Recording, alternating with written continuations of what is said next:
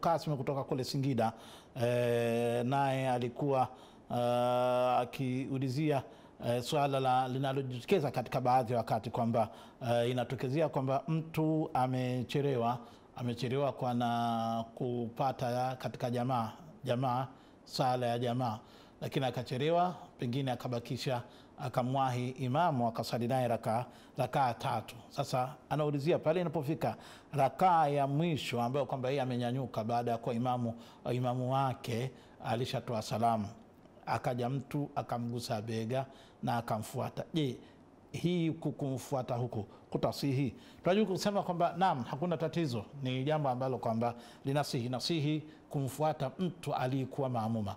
Inasihi kumfuata mtu aliyekuwa maamuma maadamu alishatoa salamu imamu wake. Akishatoa salamu imamu wake, wewe unaweza kumfuata na ukawa ni maamuma na imamu wako ni huyu ambaye alikuwa ni masbuka katika jamaa iliyotangulia.